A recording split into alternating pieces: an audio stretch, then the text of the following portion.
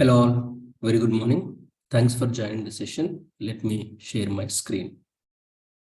Yeah, so yesterday we have discussed about, hope you are now able to see my screen.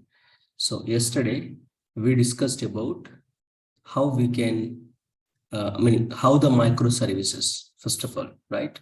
So what is the monolithic application and how we can divide that, how the monolithic application will be divided into the microservices. So we got such microservices, right? So we discussed how the monolithic application will be divided into microservices.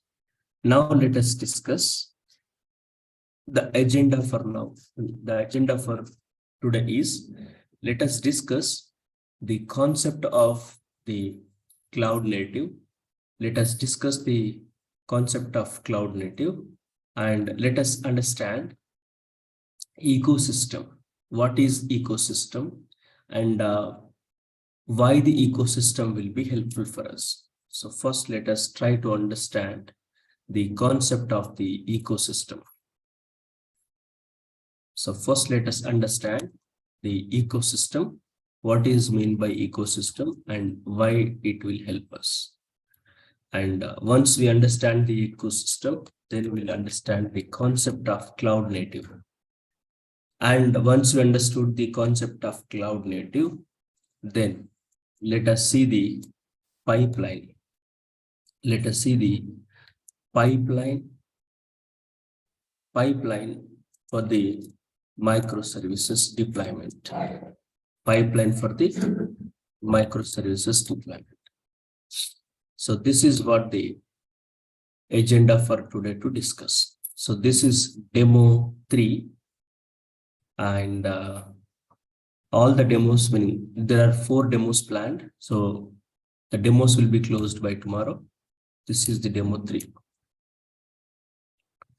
Demo 3 and this is on date 17/02/2023. Okay, first let us understood the concept of the ecosystem. Carefully observe, please. Very, very important. Concept of ecosystem. Why this concept of ecosystem is, of course, why this ecosystem is required. So management of the many small tiny applications, that is microservices, right? What we said yesterday, this monolithic application divided into this monolithic application will divides into the small tiny independently executable self-deployable autonomous applications. So these small tiny self-executable independently deployable and autonomous applications are called as microservices, right? So dividing the application into small pieces are not microservices. Please be careful. Dividing the whole application into small pieces is not the microservices. Each and every small piece is not microservice. When it follows the principles and then characteristics of the microservices, then it is said to be a microservice. There are 2 principles. So every microservice should contain its own build environment, its own execution environment. That is the one principle. And second principle, every microservice should contain the code within the microservice, should not share the same code with other microservices. This is the principle number 2. So these 2 principles, when any independently executable application follows, then that we can say as microservices. Of course, this is little high level, definitions and all, but what you need to understood is these are the microservices. Yes, well and good. Then why the ecosystem is required? First of all, what is ecosystem? Okay, so management of these small tiny applications, microservices, management of these small tiny applications is difficult. So management of the small tiny applications, that is microservices, is difficult as they need to communicate over the network. What is the meaning of it? This is a separate microservice. This is a separate microservice. This is a separate microservice. This is a separate microservice. This is a separate microservice. Now, if this microservice may need to talk to this microservice, and this microservice may need to talk to this microservice. So microservices maybe communicate each other over the network. Hence, microservices should be discoverable. Microservices are communicating each other over the network. Hence, microservices should be discoverable. So the first point is what? Microservices should be discoverable. So that is the point number one. Let's say ecosystem. Ecosystem. So when microservices are okay. 1 moment, guys. Just give me a moment. Yes.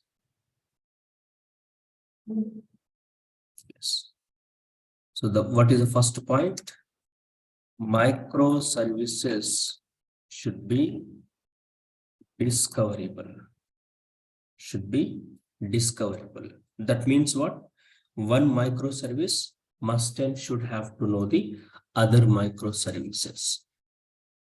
This is one point. And second point is what?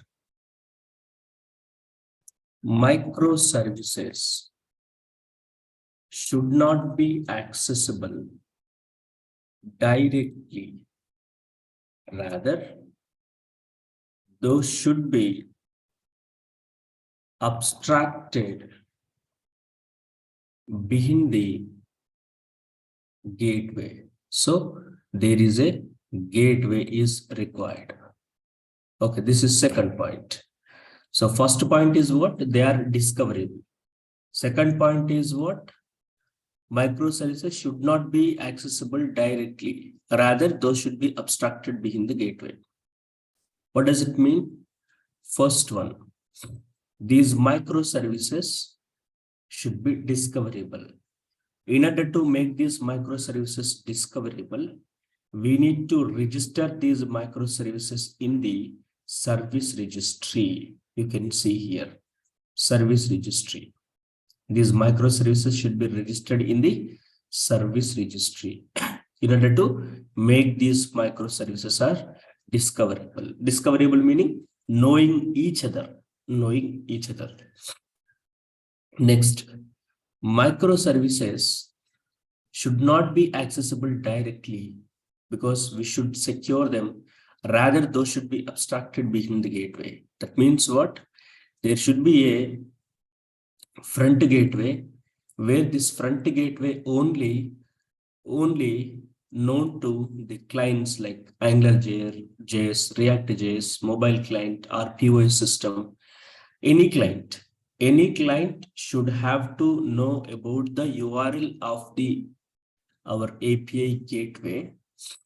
When these guys will call the API gateway, for example, API gateway / category, then the API gateway will route it to this category service. That means these applications not known, these applications unknown of the direct API URLs. In fact, these applications don't have the access onto the direct API URLs. Rather, these applications will communicate through the front gate called API gateway, and that front gate will redirect the incoming request with the microservices, right? So this is one thing. And second thing is, third thing is what? Third thing is what? Microservices should be secured. Microservices should be secured. Obviously, each and every microservice should be secured. And in order to provide the secure mechanism, we need microservices secured in centralized security mechanism. Centralized security mechanism need to be implemented. So centralized security mechanism need to be implemented. So that is where we'll go with this security. Sorry. That is where we will configure this security. Next. Fourth point is what? Microservices logs should be distributed. Logs should be distributed. So microservices logs should be distributed. That means what? Each and every microservice will log something, right? Log something, meaning incoming request information, outgoing response information, or what is the resource that is being accessing by the clients. So many logs it will generate, and these logs should be distributed. Distributed is not maybe the right word. Microservices logs should be, yes, distributed. Distributed meaning these microservices logs we have to see somewhere in the log management systems as part of observability. So we have to implement the distributed and centralized log system for the microservices. So microservices logs should be distributed, hence centralized log management need to be implemented. Next, what? Microservices communication. Microservices will follow the event triggering mechanism. So microservices data or state of the microservice, we can say, not data, state of the microservices should be distributed among the other microservices. So one microservices state should be distributed to other microservices through the event triggering systems. So what did you understand? Microservices implementation is simple, but in order to manage, these things are required. These are all the things are required. So the system which provides all these things, this is just microservices. But if you can see, these microservices were surrounded with the components of the security, governance, logging, monitoring, right? All these things, configuration, discovery. So these microservices were surrounded or shielded with the components to manage and then maintain these microservices. So the shield or the shell which is coping up with these microservices is nothing but the ecosystem. So there is a microservices capability model, maybe which is not required to you. If possible, let me try to showcase that. Of course, we can get them in the internet as well. So there is a microservices capability model. Let me try to showcase you that capability model.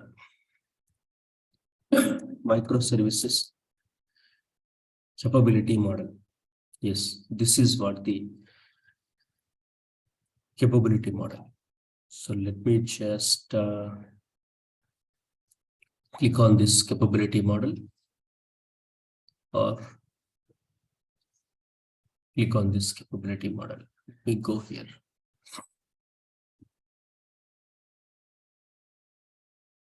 Let it come. Yes, This is what the microservices capability model, right? So what are the capabilities? Core capabilities, process and governance capabilities, infrastructure capabilities, supporting capabilities. So our microservices should be supported with all these capabilities. So all these capabilities are when applied to the microservices. So if you can see here, all these capabilities when applied to the microservices in order to manage them, that is called as the ecosystem. Hope you got it, I believe, right? See this. So there is a supporting capabilities, reliable messaging, data lakes, dependency management, monitoring, central log management, service registry, security, configuration, testing, load balancer. All these things are supporting capabilities. Core capabilities, user interfaces. User interfaces, nothing but this one. User interfaces. Then API gateways, nothing but API gateways. And then service endpoints communication protocols, nothing but how these services are communicating. Next, business capability definitions, nothing but these microservices. Then next, event sourcing. Event sourcing means how these microservices are informing the state to other microservices using these event triggering mechanisms. Next, storage capabilities, physical or in memory, HTTP listener, message listener, right? So these are all what the message listeners, HTTP listeners, and where the data is storing. This is the storage capability, Elasticsearch and all, right? So that means what? We are not only developing the microservices, we are also developing the ecosystem, right? Now, what do you understand the meaning of the ecosystem? Ecosystem meaning, sorry, when microservices are surrounded with the components, core capabilities, supporting capabilities, process and governance capabilities, infrastructure capabilities, then that is called as the ecosystem. So now being a DevOps engineer, being a DevOps, this process and then governance capabilities, infrastructure capabilities, these two capabilities need to be taken care by the developers, sorry, DevOps engineers. And core capabilities, supporting capabilities need to be taken care by the developers. So once these microservices developed with all these core capabilities, supporting capabilities, then process and governance capabilities need to be incorporated by the DevOps by using the DevOps tools, right? We need to make the automated deployment, continuous delivery, and we need to deploy these microservices in any one of the clouds, meaning infrastructure capabilities, not only cloud, not only on-premise. So it can be any private, public, hybrid, any of the cloud, or it may be a container, it may be a virtual machine, it may be your laptop, whatever it is. And versioning, controller, cluster control, and provisioning, like clustering we need to apply, like Kubernetes, right? And maybe Misa's Marathon. There are various cluster techniques. So we are using the Kubernetes here. And then lifecycle management, like how the microservices can get start and then can get stop and can get killed or can get replicated, can get when the microservice is overloaded, how itself will be self-healed. So self-healed, and then other microservices will be created, other container will be created to share the load. All these things, all these infrastructure capabilities, process and governance capabilities need to be provided by the DevOps engineers. In fact, this microservices documentation and microservices repository, reference architecture, and test libraries, these three also need to be provided by the developers, not DevOps engineers. DevOps engineers will take care of the process capabilities and infra capabilities. Now, hope you got what is your role, DevOps role in microservices, and what are microservices, and probably what is ecosystem. Maybe You got these points, I believe. You got this meaning. In microservices world, what you need to do. Okay. Now, in microservices, we understood we will have the components related to this supporting capabilities, core capabilities, along with the microservices to deploy in the cloud infrastructure or cloud environments. So now we understood what is ecosystem, and now let us try to understand the meaning of the cloud native.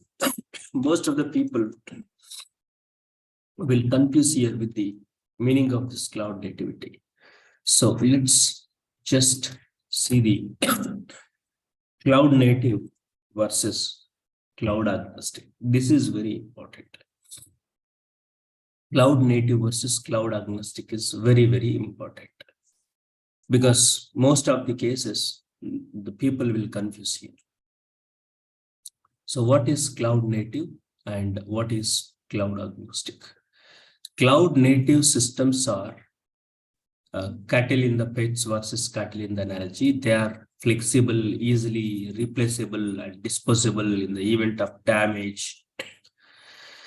So by leveraging the cloud environment, it is possible to build the applications that are fully scalable and customized. So these programs are often dependent on microservices and containerization.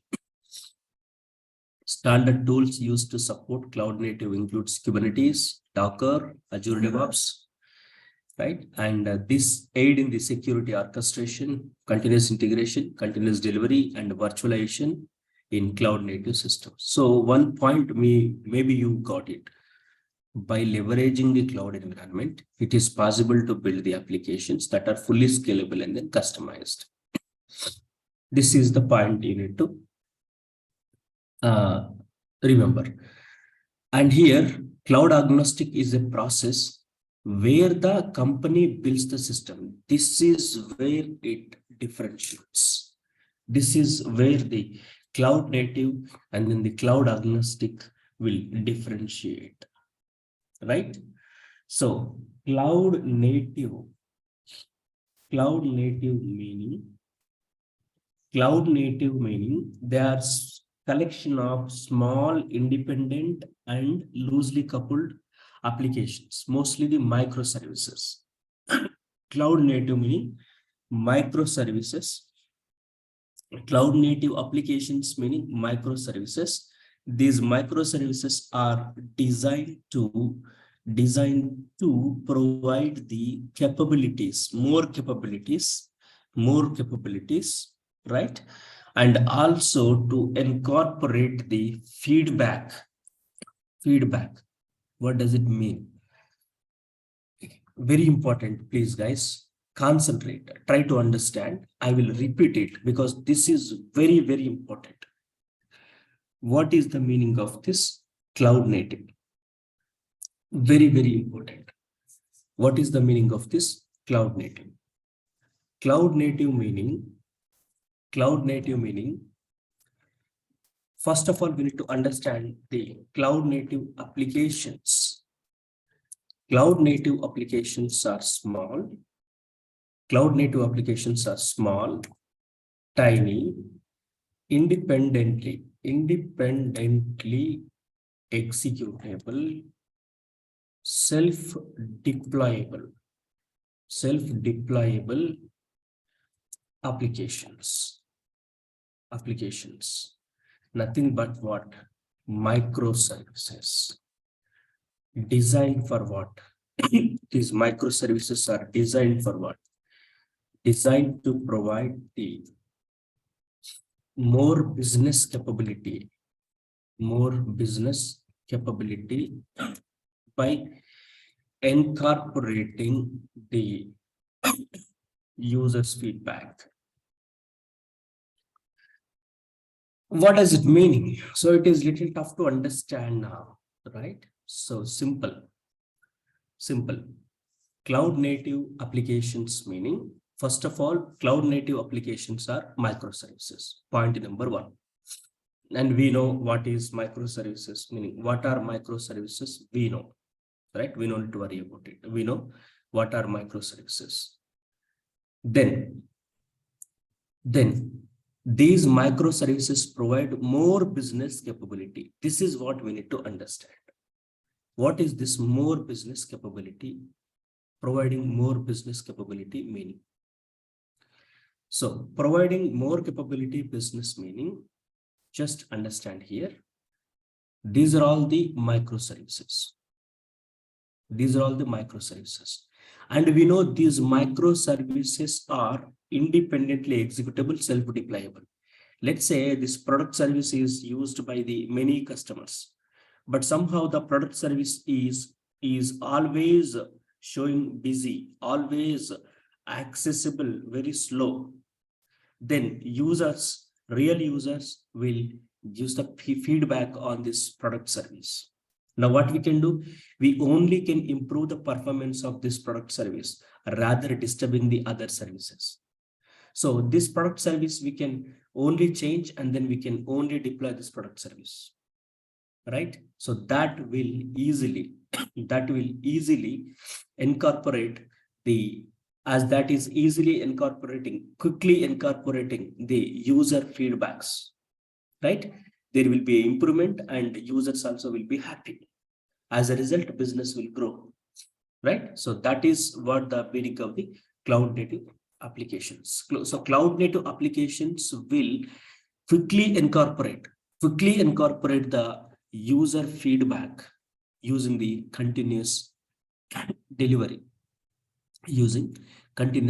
See, once the user given feedback, we done the changes, that's it. These changes should have to be meaning with no time, these changes should have to be available to the customer. when the changes will be done, when the changes will be done, these changes need to be available to the customer without any delay or without any time taking. That means what? Continuous delivery is there. Continuous delivery in the sense, user will give the feedback, and the fix will be applied on the microservices, and then the microservices will be continuously deployed. So this is a continuous process. As a result, what will happen, as the user feedbacks are quickly incorporating, users are very happy, which will help to improve the business.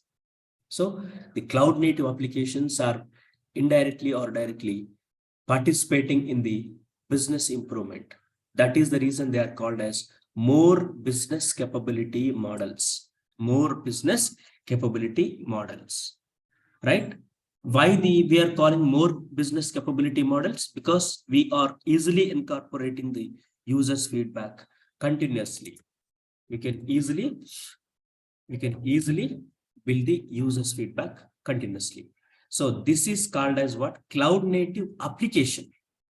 Cloud native application. Then what is cloud native, right? So what we discuss now is called cloud native application, how it will be. Now, what is this cloud native? So if an app is cloud native, basically if an application or app is said to be cloud native,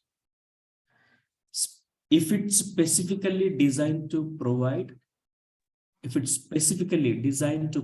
the consistent development and automated management, we have to manage it in the any of the clouds consistently. So let me try to write it. So if an application is said to be cloud native, carefully listen. If an application is said to be cloud native, please carefully listen. It should be designed to provide a consistent development and automated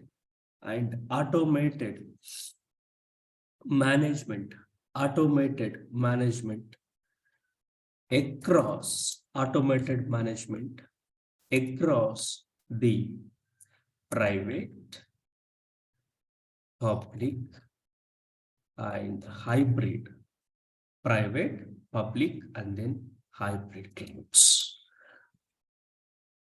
So if an application is said to be cloud native, when it is said to be cloud native, it will be designed in such a way consistently it will be able to develop, and when the development is happening consistently, these applications also need to be managed on any of the cloud. Let us say the application is working for the AWS cloud. When we deploy it in the Azure, it is not working. That is not, then that app is not said to be a cloud native app. It's a app working fine in the AWS cloud and then the Google cloud. But when the app is making a call from the Google cloud to the S3 bucket, which is on AWS, then it is failing. So if the app is working in one cloud environment and not working in another cloud environment, then that is not said to be a cloud native application. So if an application is said to be a cloud native, it should be designed to provide consistent development. Why the consistent development? Because the users will provide the feedback, and user feedbacks need to be incorporated. So that means continuous development is required. When continuous development is required, it needs to be continuously deployed also in an automated fashion on the private or public or hybrid clouds. Correct? So this is called cloud native application. So let us come to a conclusion also, because maybe this is little tough to still understand. I will write it in a more simplified manner. So when creating the cloud native applications, the developers divide the modules into microservices. This is what we have seen. Usually the developers will divide the modules into microservices, meaning the microservices will be developed. And these microservices, why developed?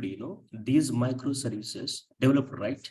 And these microservices should be scaled, should be scalable, right? These microservices should be scalable. And these microservices, when it got an issue, it should have to be resolved the issue itself. That is called as scalability. The scalability is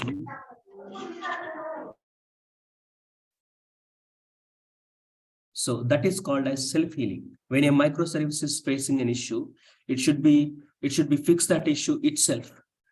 Maybe by the restarting, maybe by applying the retry mechanisms or whatever it is, but it should be self-healable, right? And these are all the things that we need to get using the microservices, right? So when they are managed in the cloud environments, what are the things? These microservices should be scalable. So in order to scale them, we need to containerize them. In order to achieve the scaling, we need to containerize them. That means we need to dockerize them. That's the point number one. So when we dockerize them, we will get the scalability, but we don't get the self-healing mechanism. Self-healing mechanism or replication mechanism, right? So we don't get this self-healing, replication, zero downtime, these capabilities, we don't get them. So get them,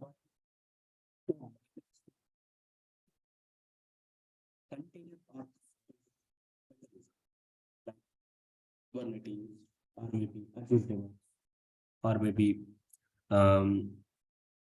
any other cluster managed mechanism. So we need to create cluster mechanisms via workflow. Workflow is very important. Is my voice is breaking for all of you guys? Am I audible? Oh, really? Voice is breaking? Oh, okay. How about it now? Is it clear? Yeah. Okay. Okay. Fine. Okay. Thanks. So what I'm trying to explaining is these microservices should be containerized to scale, and these microservices should be managed through the cluster, meaning orchestrators, container orchestrators, or the clusters like Kubernetes, in order to achieve the self-healing and the zero downtime capabilities. So what did you understand now? The concept of the cloud native applications. So cloud native applications are talking about how they build, but not where they build, right? So these are all talking about what cloud native applications are talking about, how they build, but not where they build. Very, very important. Very, very important. Whereas the cloud agnostic is talking about what? Where they build. Cloud agnostic process where the company builds systems that are dependent on a specific provider, right? That means what? This is talking about the cloud agnostic is talking about the any cloud provider, no matter whether it is the Azure, no matter whether it is the AWS or GCP or Alibaba or DigitalOcean, whatever the cloud it is, right? The application should be work on that clouds is talking about the cloud agnostic. To achieve this cloud agnostic, first our application should be built as a cloud native. That means what? In order to achieve this cloud agnostic, that means to deploy or to work on any of the cloud provider, first we need to build the app in such a way, right? So that means the cloud native applications are talking about how we will build the application to achieve this cloud agnostic. So cloud native applications are the applications which will be scalable, meaning we should have to build them like, which should be continuously, consistently participate in the development. Hence, they require the continuous delivery as well, because these cloud native applications are improve the business. They are more business capable components, right? Correct. Specific cloud, I'm not talking about specific cloud versus cloud independent. I'm talking about cloud independent only. But in order to cloud agnostic is talking about what? Our application should be working. Our application should be work on any of the cloud provider. In order to make our application to be work on any cloud provider, our application should be a cloud native application. Got it? In order to work on any of the cloud provider, first of all, our application should be a cloud native application. So cloud native application meaning the application which may often go for the continuous improvements based on the user feedbacks, and hence it requires the continuous delivery. So continuous integration and continuous delivery is required. And for this continuous integration, continuous delivery, we will use the standard tools that support the cloud native capability like Kubernetes, Docker, Azure DevOps, etc. and virtualization. These concepts we will use. Okay. Now let us come to a conclusion. What is cloud native, right? So cloud native is talking about how the applications build to support the cloud agnostic, So as cloud native applications, okay, to make these cloud native applications support cloud agnostic,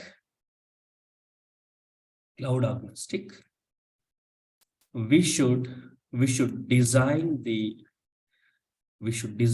applications, okay, to make the cloud native applications support cloud agnostic, we should use the cloud native support tools like Docker, Kubernetes, and virtual infrastructure, etc. Right? As the cloud native applications are continuously improvement, as the cloud native applications allows continuously improvement based on the users feedback, we need the continuous integration, continuous deployment or delivery pipeline to manage them in the cloud agnostic way. Maybe it is little tough to understand at this moment. I know, but simple you need to understand. In order to, in simple I'm talking, in order to deploy the applications in any of the clouds, these applications should be containerized. Simple. These applications should be containerized. So the containerized, that means cloud native tools like Docker, Kubernetes, and any other virtual infrastructures. These are all required to make an application as a cloud native. If it is a cloud native, then it will support the cloud agnostic. That means automatically we can deploy it on any of the cloud.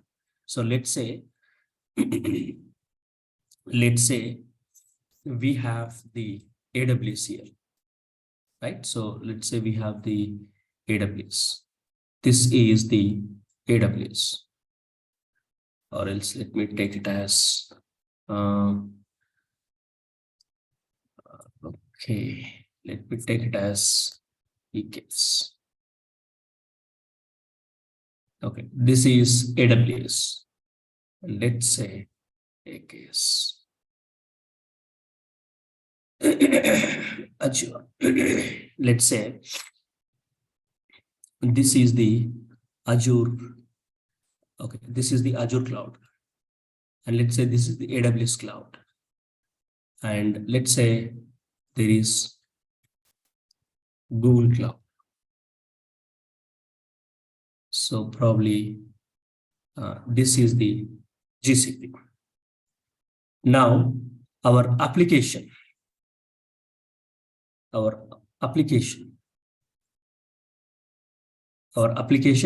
should be deployable on any of these clouds. So just give me a moment. Yes, this is the app.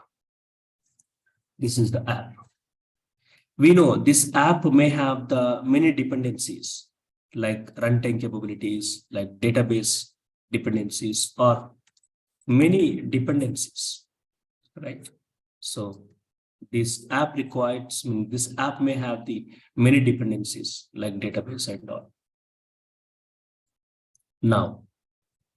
Now this app need to be deployable in the AWS, and this app need to be deployable in the Azure, and this app need to be deployable in the GCP without doing any changes inside this app code. Without touching the code, the application and its dependencies need to be run on any of the cloud. So this is called as what? Cloud agnostic. And in order to achieve this, we need to apply the containerization concept. So we need to apply the containerization concept. So we will containerize these application along with its dependencies. Now these containers, this container will be easily run here, will be easily run here, because this This will be installed with the container engine, and we will install the container engine here, and we will install the container engine here as well. Container engine here. So now this application will be run in the containers.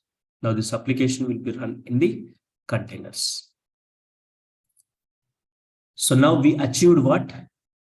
By just containerizing this application, we achieved the cloud agnostic deployment. Got it right? So just by containerizing this, we achieved the cloud agnostic deployment. Now this application these applications need to be cloud native. But one more concept also we need to add now. What is that? This application continuously, consistently allows us to do the changes. So that means these application need to be deployed continuously on all these tools, or sorry, all these cloud providers.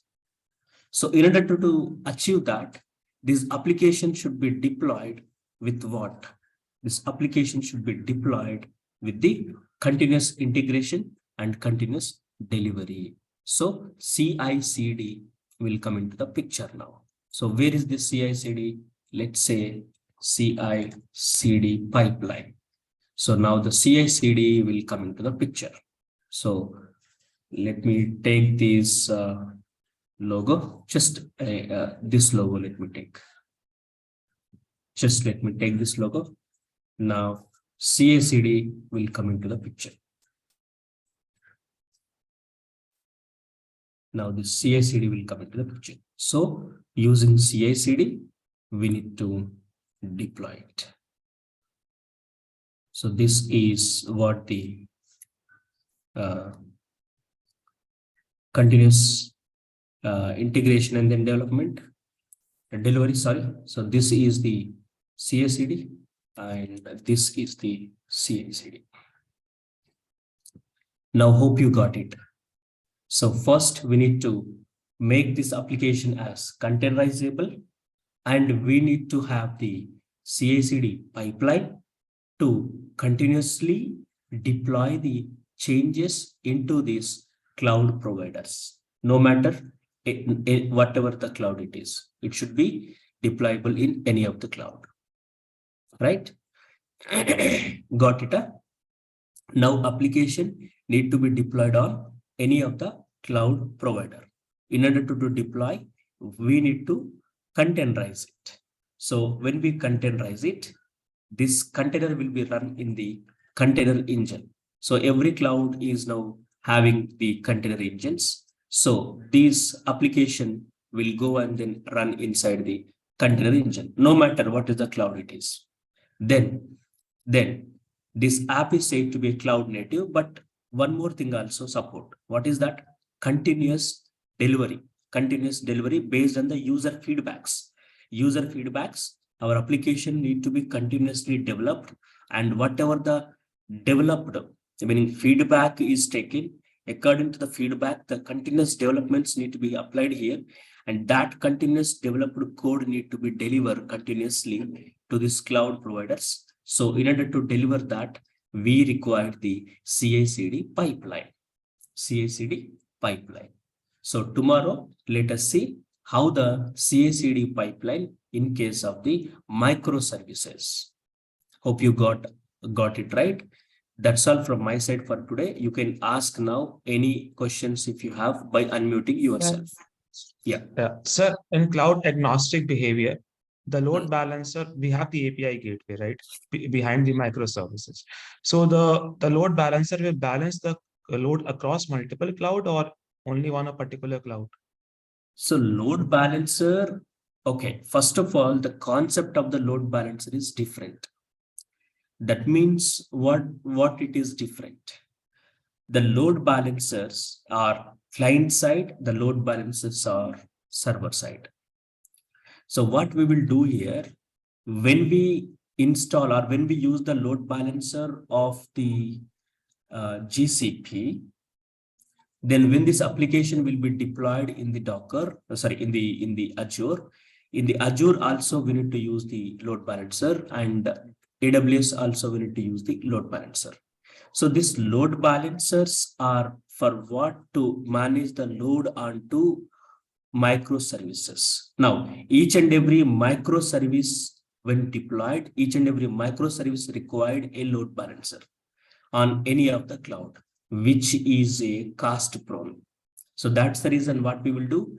We will use the ingress load balancer, which will require to create only one load balancer here for all the microservices, because ingress will be act as a proxy for all the reverse proxy for all the microservices, and that ingress, for that ingress only one load balancer will be created in any of the cloud where it is deploying.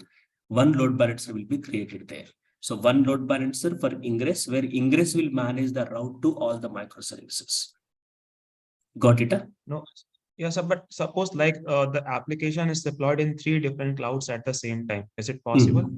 It is possible because everything is In container. that case, in that case, how the traffic will be diverted to a particular cloud? No, it is not Like, particular cloud. When it will be deployed on 3 clouds, its URLs will be 3 different, isn't it? Its DNS will be 3 different one. So not single DNS. It's 3 different DNSs, right? So for example, assume there is an application called vShopify, https:// vshopify.app.in/ category -service. Let's say this is the application. Certificate is same, maybe the domain is same. I have configured this DNS here. I have configured this DNS here. I have configured this DNS here. Assume the same DNS we have configured here and then here and then here. Now, when we communicate with this one, this DNS or domain we might have purchased using the GoDaddy or maybe another DNS providers, right? So in GoDaddy, what we will mention? We will mention the name servers of these domain need to be pointing to. For example, if the AWS name servers were there in the DNS domain naming system, then when we access this, it will be go to AWS only. If the name servers are the Azure name servers, then it will go to Azure. So it's based on the name servers that we will configure at the domain naming system side. Got it? so in that case, one domain name can be configured for 2 cloud providers. How we can? That's what I'm saying. Let's say we purchased this domain in the GoDaddy. Okay. Now in GoDaddy, what we will do? We will configure the name servers of one name server. We will configure one name servers. Things we will configure. So maybe the Azure, maybe the AWS, maybe the GCP, one name server details will be configured here. So not in that many case, suppose if sir, in that case, suppose if AWS is down, right? Then the this service will be down. If AWS will be down, if AWS will be down, then lakhs of investors will be withdraw their money, and there will be no AWS from the tomorrow onwards. If AWS will be down, AWS cannot be never down. That's the purpose, right? AWS means that the cloud meaning zero downtime. The whole and sole purpose of the cloud is what? Zero downtime. If it will be zero downtime, if it will be down, then from tomorrow onwards there will be no AWS, nothing. He has to shut down his shop. He has to close his shop. Okay, so there will be no such situation. It is abstract. Fine. Okay, sir. Yeah. Any more questions? Sir, in the case for the same example, vShopee, if we configure as AWS IP addresses for this domain and Docker and GCP IP addresses, is that is that model can be configured for? No, no, that is not possible actually. Okay, IP addresses is different, domain is different. Your question is straightforward.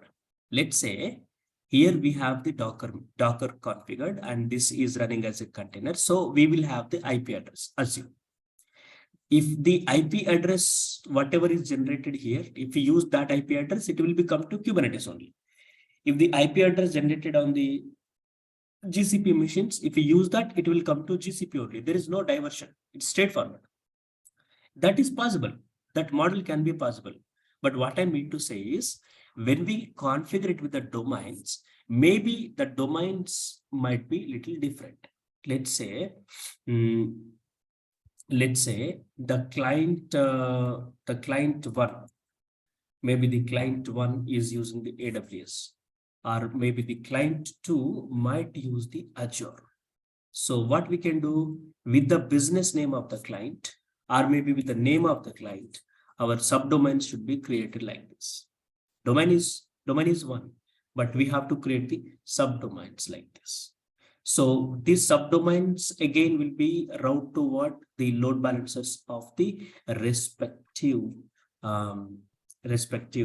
clouds. Let's say we have configured this client 2.vshopifyapp.in. This where we will configure, assume this we will configure the route 53. In route 53, what we have to give? We have to give the load balancer URL of Azure. It will be lookup. That is possible. So when we call this, it will go to the Azure. Got it? Am I addressed your question? Yes, sir. Yeah, thank you.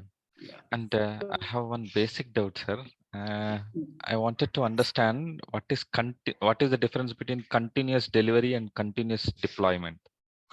These two words again we'll discuss tomorrow, because today we have discussed about the cloud native, cloud agnostic, right? And tomorrow we'll discuss about the how microservices will be participate in the CI/CD. Then what is continuous delivery, what is continuous deployment. But as the question now asked, the simple answer for now is continuous delivery, continuous deployment, both are interchangeably used, and both meant for the same with small difference that we will discuss tomorrow. So basically, even though that difference is not considerable, so continuous delivery and continuous deployment, both are interchangeably used words and both are same. But the understanding, you may ask one more question now, sir, if they are same, then why given two words, continuous delivery, continuous deployment? Correct? Exactly. So we need to the word continuous delivery and then continuous deployment. So obviously continuous deployment will gives the continuous delivery. So that is what the connection point here. Continuous deployment will gives the continuous delivery. So deployment and then the delivery are at a time happening, and hence they are interchangeably used. About it we'll discuss more tomorrow. Got it? Thank you, sir. Yeah. So recordings. microservices can communicate with each other without API gateway, right?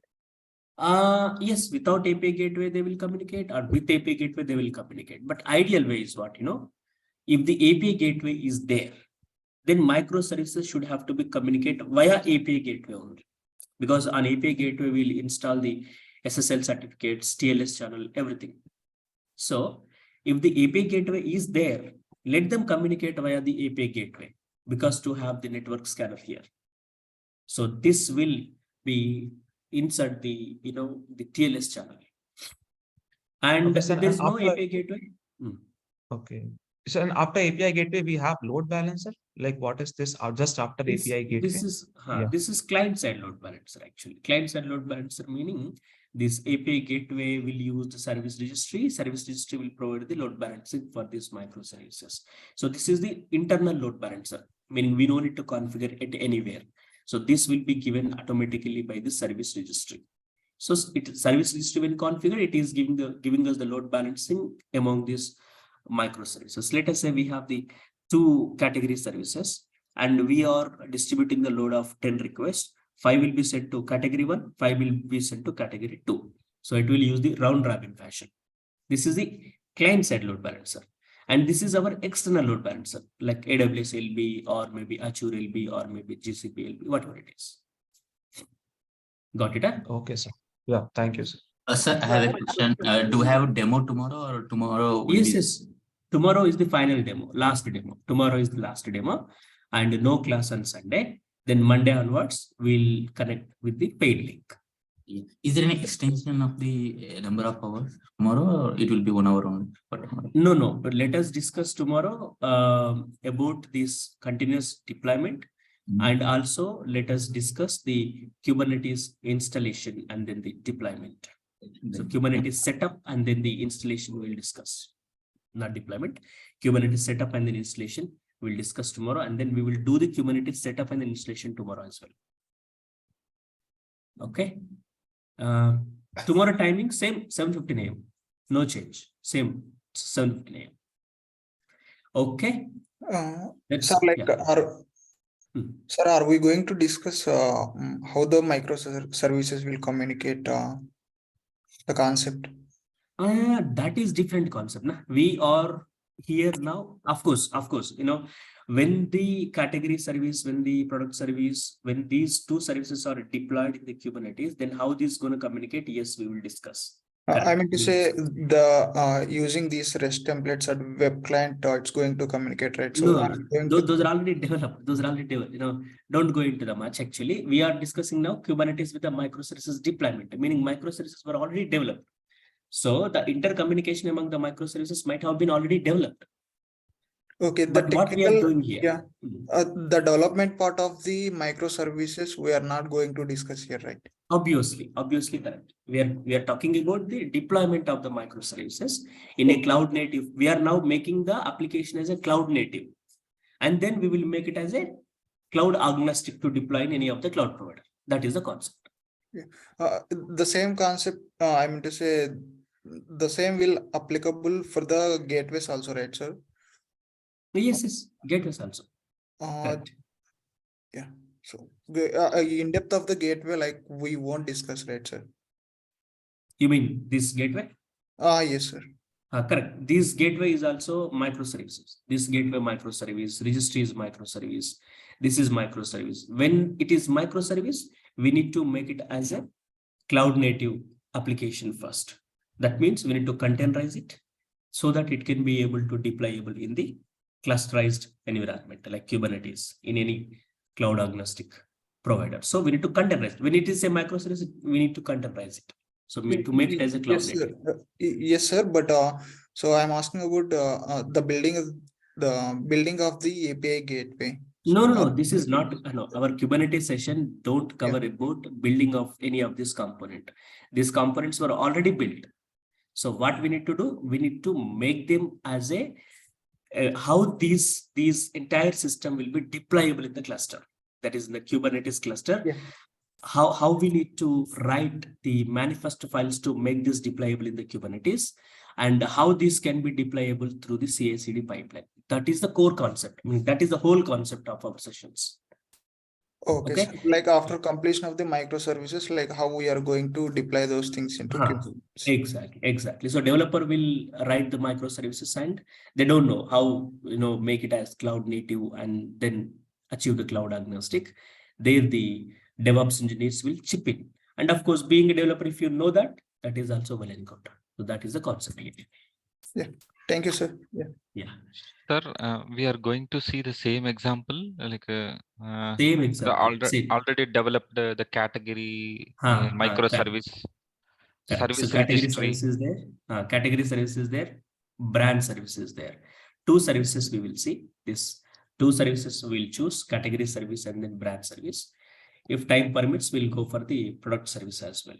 So not here 4 services I mentioned. Maybe we will go with the 2 services. 2 services and 1 gateway, registry, and again Kafka, Grafana, Prometheus, Lagstash, WSO2, user management service, and Redis cache. All this entire ecosystem. So this entire piece we need to deploy in the Kubernetes cluster.